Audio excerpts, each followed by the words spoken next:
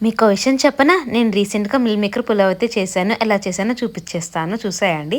First అయితే pan పెట్టేసుకొని oil వేసేసుకోవాలి. నెక్స్ట్ అయితే ఇలాచీ వేసుకున్నాను. లవంగం కూడా వేసుకున్నాను. ఒక చిన్న సైజు దాల్చిన చెక్క కూడా వేసేసాను. తర్వాత మిరియాలు వేసుకున్నాననమాట. ఇందులోకి ఫస్ట్ అయితే నేను సోంపు వేసుకున్నాను. నా దగ్గర ఉంది టేస్ట్ బావుంటుందని. నెక్స్ట్ జీలకర్ర అండ్ చిల్లీస్ అయితే వేసుకున్నాను.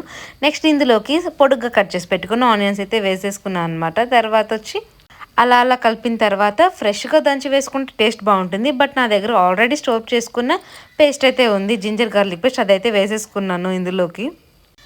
అండ్ అలాగే చిన్నగా కట్ చేసుకున్న క్యారెట్ అండ్ ఆల్రెడీ హాట్ వాటర్‌లో బాయిల్ చేసి కట్ చేసుకున్న ఈ సోయా చంక్స్ అయితే వేసేసుకున్నాను.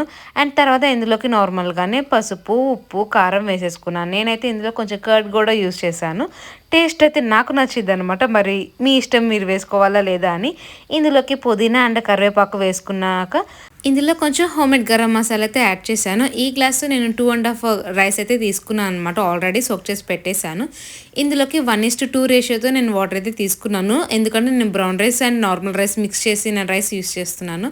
నార్మల్ వైట్ రైస్ అయితే బాస్మతి రైస్ అయినా 1:1 అంటే ఒక గ్లాస్‌కి 1.5 అలా అయితే సరిపోతది. కొంచెం వాటర్ బాయిల్ అయిన తర్వాత రైస్ ఏసుకొని 2-3 విజిల్స్ అయితే వచ్చిన తర్వాత ఇలా రెడీ అయిపోతుందనమాట. టేస్ట్ బావుంది కానీ రైస్‌లో ఇంకొంచెం వాటర్ యాడ్ అయితే బావుండిద్ది అనిపించిందనమాట. ఎందుకంటే బ్రౌన్ రైస్ కాబట్టి నేను